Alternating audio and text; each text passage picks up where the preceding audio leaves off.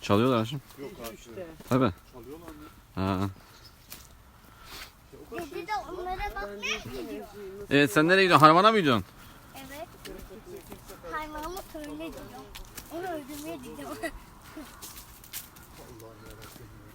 Milletin o emeğin karşılığını çalmak mı yani?